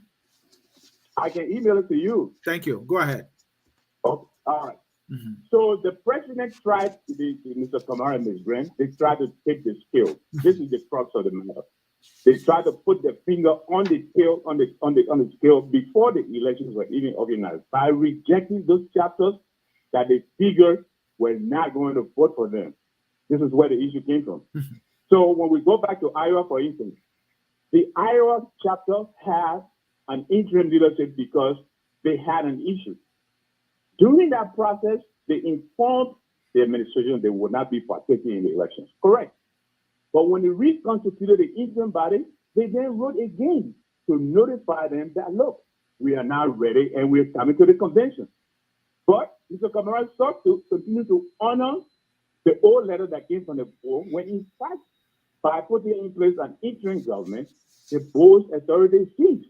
He refused to honor that. Any reason you think he did that, as you are saying? I'm not going to get him sitting right there. You can ask him, but I can assume he felt the chapter was not friendly towards him. That's the only conclusion I can reach. Okay. That's the only conclusion I can reach. So, but anyway, but all these matters, when these matters arise, wherein the administration becomes a party to the conflict, the board has the right to adjudicate. And so several attempts were made to invite Mr. Kamara to the table to discuss these matters. He refused to show up. And so the board took some administrative decisions. One, Mr. Toba was impeached as commissioner of the elections before we got to the election. Now, what they sought to do... And who would impeach him? The ULAA leadership impeaching or the board? The board did. And you are throwing that at Show's lab, isn't that correct? Because yes. So you are saying that he influenced the board to have taken out the election commissioner that he appointed? No. I am saying Mr. Commissioner made himself susceptible to the administration, and therefore he was impeached by the board because he was becoming impartial. So the board took him out. Now show who took him out. No, I already said that. I said he was Okay. impeached by the board. I just want clarity because you are linking that to Shehu, and so I'm trying to see how could Shehu now want The him link there. here is Mhm. no. The link here is that Mr. Kamara was influencing the elections commissioner, and the board sought to make him impartial, Okay. and he himself became recalcitrant, and so he was impeached. Okay. All right. Okay, That's clear now. So, Mhm. so now the board tried to adjudicate all these matters, and the administration became recalcitrant as well. They refused to attend meetings, and so the decisions were taken. When we got on the floor, he would tell you, Mr. Kamara, well, I went to him and I pulled him aside, and I said to him, look, you are a good man. I know you mean well, but the road you are treading will bring chaos. He will tell you right from the onset. I said we need to find a way to diffuse this. And what role He will tell specifically was he threading that you're mentioning here or talking about or referencing? The decision to, when we got in the place, the chapters were coming to the table to register. Okay. When Georgia got to the table, Alexander Bassi, who was collecting the money, who was the candidate and the sitting treasurer, refused to take the money from Georgia. So I asked him, Bassi, on whose authority are you refusing to see Georgia? He said, the president. That's how I went to him. I said, comrade, this is what I just heard from the table. This is not good. And what did Shehu say to you at that point? Did he confirm what he heard? Became wonkish. He became wonkish. He was quoting all kinds of technicalities to me. All So right. I said to him, look, I'm aware of what you're talking about, but we've gone beyond this. Let's have to resolve this. He wouldn't. He walked away from me. All right. He walked away from me. Mr. Namwe, So, yeah. because of time, I gave you your last 30 seconds to conclude, please. Okay. So here's what I'm saying. I believe the president has said, as Mr. Kamara has said over there, he has realized the error of the decision. I understand. He said he has 1 month left. He's willing to cooperate. I hope he will, so that together we can find a way to move forward with the union. I think all of these allegations about who is right and who is not right, quite frankly, are unnecessary. His term is expiring in about a month. We have about 90 days for elections to happen. So who is going to supervise the election? If his term has expired, I think the board legitimately has the right to assert itself so that they would then put in place an interim body, which would then organize the elections within 3 months. This is the process. Okay. Thank you, Mr. Namwe. Thank you for your time. Thank you. I appreciate your contribution. Well, you heard the callers, but we are completely out of time. You can respond as precisely and concisely as you can, and then your closing. Let's start with Madam Vice President. Madam Vice President, can you please, so we can get out of here? Go ahead. I will respond to Mr. Nagbe, and then I will leave Mr. President. You know, when Mr. Nagbe started to accuse the president of not accepting these chapters because he thinks they are not coming to vote for him, then I want to ask, let's take Iowa chapter.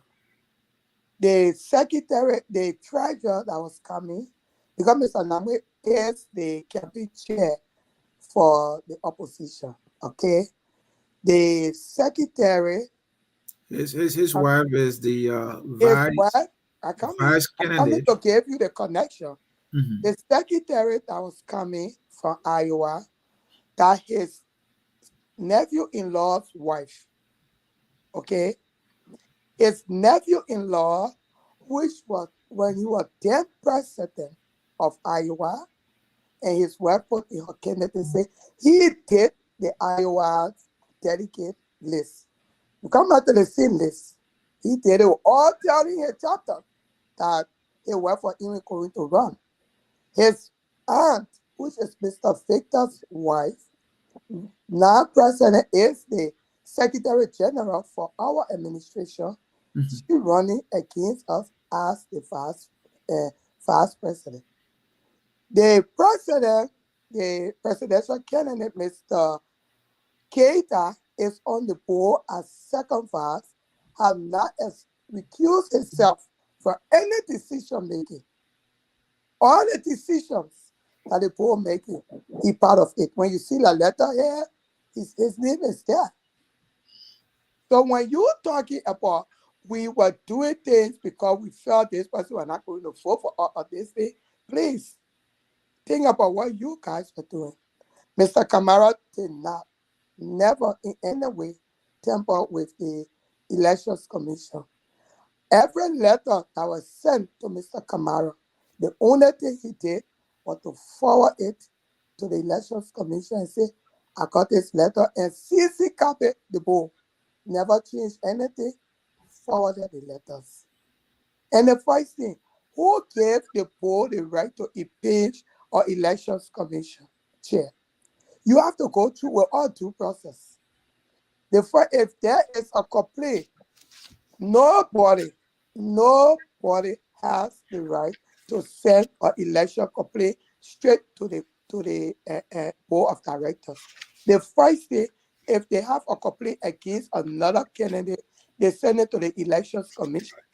When the Election Commission made a decision and that person feel the decision was not in their favor, any of them, they take it to the electoral panel. The electoral panel, they call, because now they're complaining against the Elections Commission.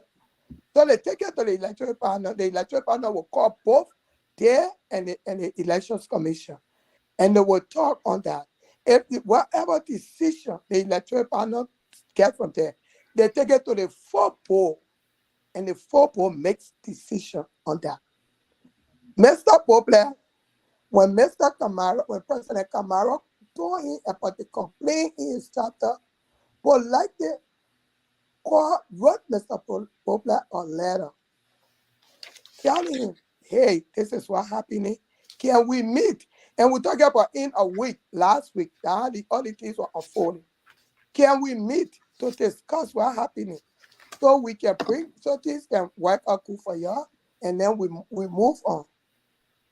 Mr. Poplar did not even acknowledge Mr. Kamara letter for what he did, and nothing was about election. We wrote concerning bringing dedication to the convention, not bringing dedication to vote. Nowhere in the letter stated you're coming to vote. But instead of writing Mr. Kamara back, like you saw, he talked about somebody being disrespectful. People listening to him, that but who being disrespectful? He said that he wrote directly to the board because you know what? They knew the leadership of the board was going to be on the side because of Mr. Keita running. Poplar brother, Pierre Poplar, who is the membership chairperson of his chapter, was running to be Secretary General of ULAA. Did he recuse himself from being membership and chairperson because he know that from the membership they would get a dedicated list? He did not. All right. He did not. So I just even people should understand what's going on. If they talk, if they want to put the blame on, Mr. Kamara, at the end of the day, Mr. Sear, Mr. Kamara put the decision on the floor. I see the General Assembly. This is it. Should we allow these people to vote? Somebody put the motion there, but they said they wanted to be part of the voting process. Thank you. You understand? So, yeah. Thank you so very much. Mr. Joshua Kamara, let us get your response and your closing, please. Yeah, you know, this is the more full anyway. You know, I heard from Mr. Poplar speaking out disrespectful, you know, comments and everything else. Hey, I'm not a party to what complaint that was brought. As the head of the national administration, I did not interfere with election matters. All I was simply doing was that your members complained and I wrote you to come and talk about it, but you sought to go somewhere else to get the redress. You went to your godfathers on the National Board of Directors, and you thought that that was going to help you. The Election Commission is the commission, but it's the national administration that accredits delegates. Mr. Brobley, at any given time, when you don't provide due process or you don't provide the opportunity where your members are talking about not being disenfranchised and all of that, where you put almost 15 people on the list and they're asking you, say, hey, how did people get there? I thought it's a fair question for you to provide some explanation as a chapter president. So, sir, I'm not your accuser. But as long as I remain to be national president, some of these systemic problems that you have had all the time, where chapter presidents do whatever they do in flagrant disregard, to their members. Well, I was just saying to you that when you come to the General Assembly, that issue will be handled by the General Assembly, which is the high decision-making body of the organization. So I was not trying to deprive you, and that's why I even brought the matter on the floor. Even initially, we tried so that you and your accusers could talk about it and resolve it, which you would have even done, prior to the General Assembly. But you didn't do that. You sought redress somewhere else. So, hey, I'm not going to insult you. You can lose whatever respect you have. For me, look, as long as I remain as the national president, I am going to make sure that if we're talking about democratic virtues and holding the national organization accountable or the leadership, we should practice the same virtues in our chapters. And to my friend and brother, Victor is correct. We come a long way. We're high school classmates, and I have absolute respect for him. So I don't even know, he's not a member of the board of directors, but he's having classical information about what is to be happening on the board. Okay? We didn't try to deny Iowa. We did not try to do that. All we were trying to do was to just stay by the letter and the communication that we received.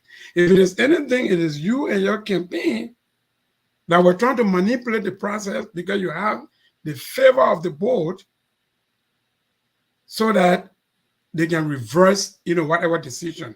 And again, as national president, I had to bring it to the General Assembly. And what do you guys do? You shut your way through the entire process. Okay? What kind of group of people were impeached an election commission chair about 24 hours for the election? In fact, the communication that the board wrote me and wanted me to go discuss election matter, I quoted the Constitution because as national president, once I appoint the commission, once they are satisfied, I stay away completely because I don't want to violate the Constitution for exercising undue influence on the Elections Commission. So that's what I did all along. And it's the board that, in fact, were trying to manipulate the entire process, including you. So, sir, if I have to do it today, I'm very sure that in the near future, we'll have different outcomes on these kind of matters, where chapter leaders will be, there will be law unto themselves. We can't do that. We can't do that. And then they say, oh, it's internal affairs. Yeah, it's internal affairs. But these are people who are coming to impact the entire process of the union. So, Mr. Sear, again, I said in the beginning, this is to me, it's the beginning of the reform that ULAA needs. Okay, people micromanaging their way, skewing delegate lists in favor. You asked me a question initially with names and everything. I can name some of the names of people that are on Atlanta list. I can't find it right now. I don't know why I put it. Yeah, let's go. Because of time. Please Oh, conclude. yeah. Amara Kroma, Bangali Kane, Bantu Disari, Donzo Fomba, Dorothy Bien, Gafi Fofana, Jim W. Harris, Menigi Dukre, Sanuka Fofana, Sano Dauda, Abraham Toure, Ahmed Toure, Mayaba Sharif, Sange Teni, Seta Tenu. The people who complain you are saying to you, show us how people got on the list. Show us. Against Deba Bassier, Benjamin Bobby, Mema Gibson, and others. Show us.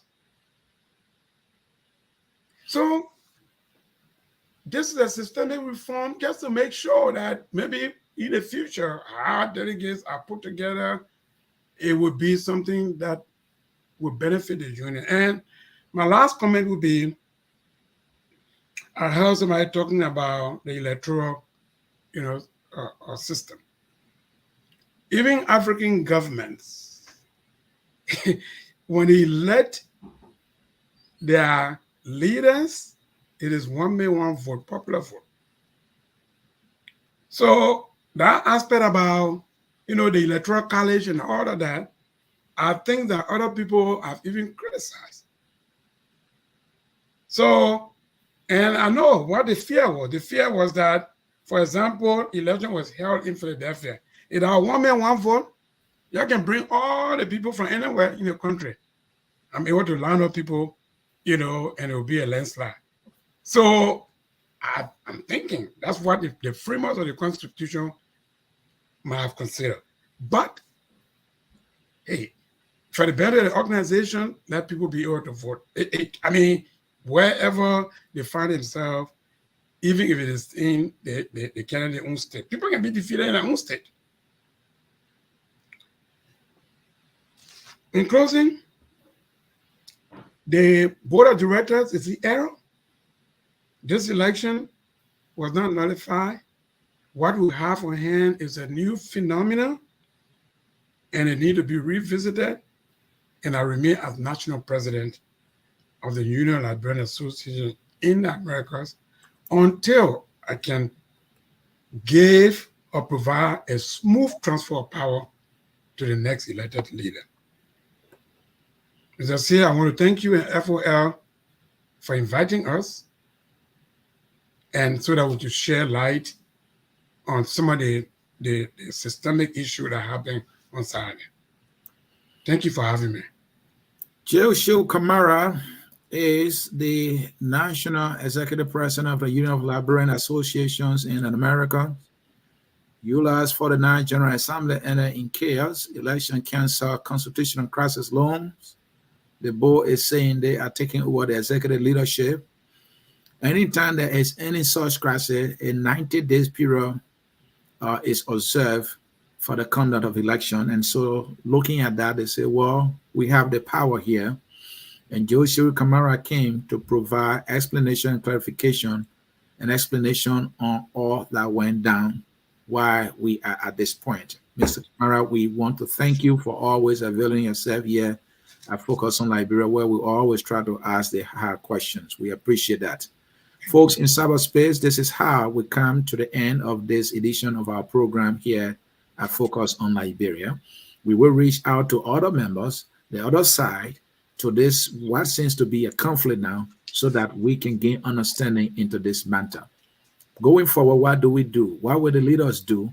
It is what will count, because there will always be conflict no matter what. But what we do when we have conflict, is the main important thing we need to focus on. Can we get away?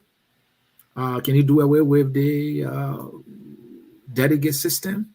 Or can we improve it? Can we make it better? The leaders have to find the answers. That is their responsibility to do so. On that note, the song that closes the broadcast says, "We are all Liberians," and that song is closing the broadcast right now. Until we see you again, thank you for always watching here at Focus on Liberia. Bye-bye. We are Liberians. Liberia is our home. Liberian people.